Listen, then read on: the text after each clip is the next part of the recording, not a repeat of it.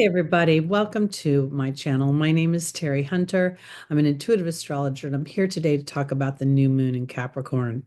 Before I start with the new moon, I'm going to make a few announcements.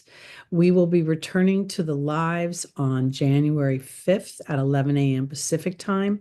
That's where every Sunday we do tarot cards for every rising sign and get the angel's advice for traversing the week ahead's transits. I also did yearly videos for every rising sign, and I made chapters month by month so that you could see what the highlights are happening throughout 2025 for you.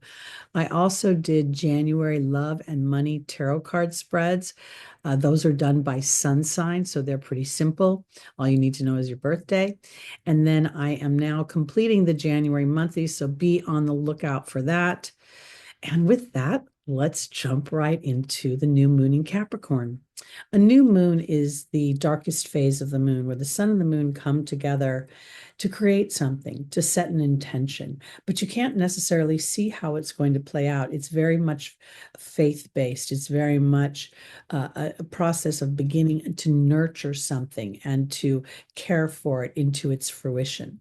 When we look at the Capricorn energy, we're looking at creating something that brings security, brings safety, and is enduring and sustainable, something that will last over the long haul. So I think this is important because every year we see a new moon in Capricorn at the beginning of the new year. And I think that as we plant the seeds for this new moon, we are all being tasked to sort of look to our future. And that's because of an aspect to Uranus. Let's pull up the chart. Holy schmoly, where did the chart go? Let's see, I think I might have, oh, okay, here's the chart. Sorry. This is the new moon here. Right now, this is on a Gemini rising sign, and we see that the new moon is making a square and a half to Uranus. Uranus is the planet of unexpected things, of innovation, of the collective cosmic consciousness, of space, of technology, of the World Wide Web, of the nervous system. And so when you're planting the seeds in this new moon, there could be a sense of, I guess, unsuredness. You're literally sort of taking your starship out into the skies and creating something for your future in a way that thinks about 10, 15, 20 years down the line and how that will feel. We're going to have very substantial energy shifts in the planets this year. And I think that this new moon at the 9th degree, the Sagittarian degree, is asking us all to expand our viewpoint, to focus on where we feel wealth and how wealth looks for us. I like to call it harmonious wealth because having money doesn't necessarily bring happiness, but having balance in all the areas of the human experience usually does bring balance. And when I was playing with the chart, I noticed that when you click on the sun, there's show one aspect, but when I click on the moon, it brings in Venus. Now, I thought that was very interesting because Venus is making a half square to the moon. And this further indicates to me that there could be a feeling of a yearning to move into the future, a yearning to live out your hopes and your dreams. And within that yearning, there gets to be a trust that says to yourself, well, would my soul practically and logically choose a lifetime of constant challenge and tribulation? Or am I here to garnish reward for my trials and tribulations? That's very Capricorny. So you're being tasked that you can't necessarily see how it's going to play out. I think it's interesting that Venus representing my self-worth, and my self-worth is the key factor to me being adventuresome in making my own resources and money. And then Venus being in the sign that Uranus naturally rules. Now, Uranus and Venus are making a square to one another.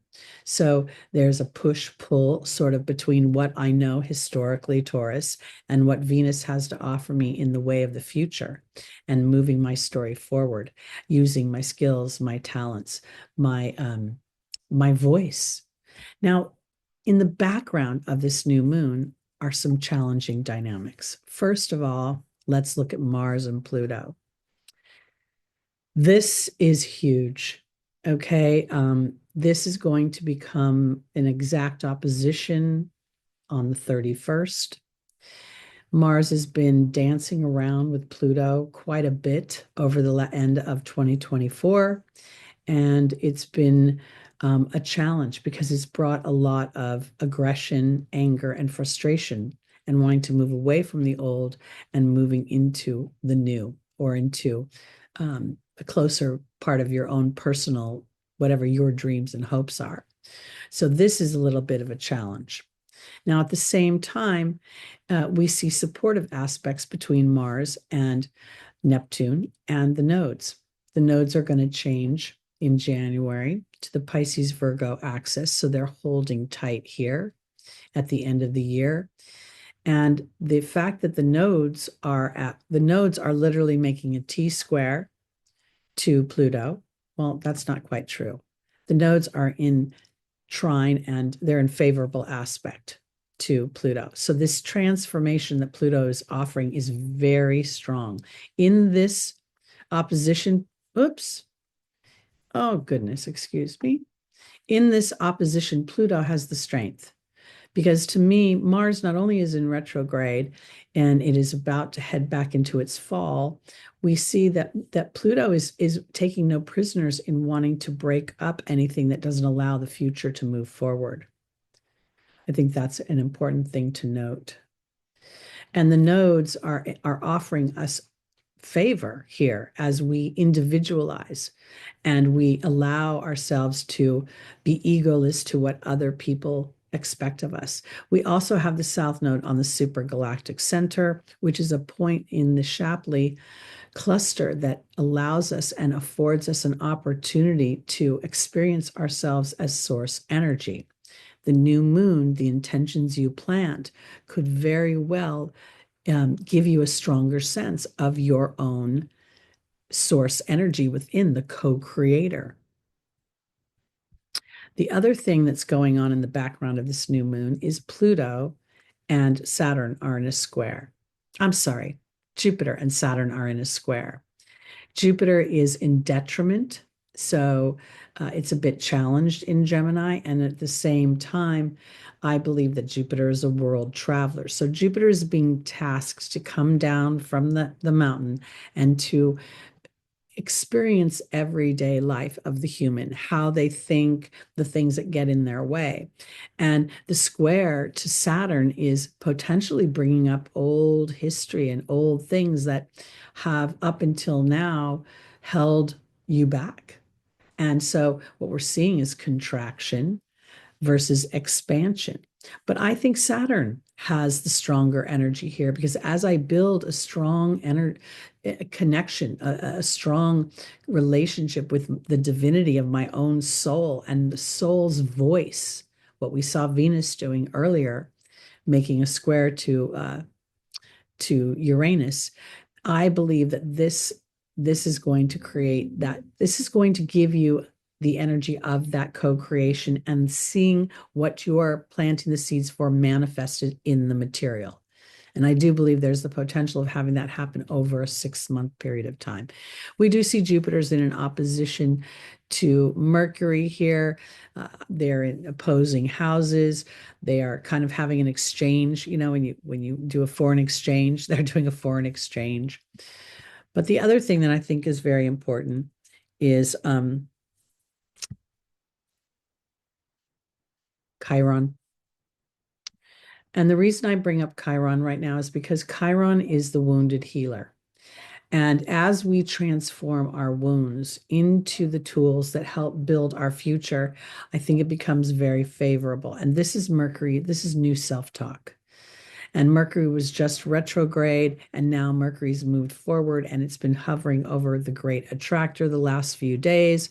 So I think an awareness of my mind helps me transform myself into something that feels more authentic. So, overall, for this new moon, there's the potential for there to be an unexpected and what might feel even an energy that feels as if it's turning things upside down. Oh my gosh, this wasn't the direction I wanted to go. But at the same time, it's giving you an opportunity to fine tune something, to look at it in a way that is bringing in this energy of sustainability. Even though this is a Capricorn new moon, Saturn co-rules Aquarius with Uranus. So there is some strange synergy while there's a square and a half.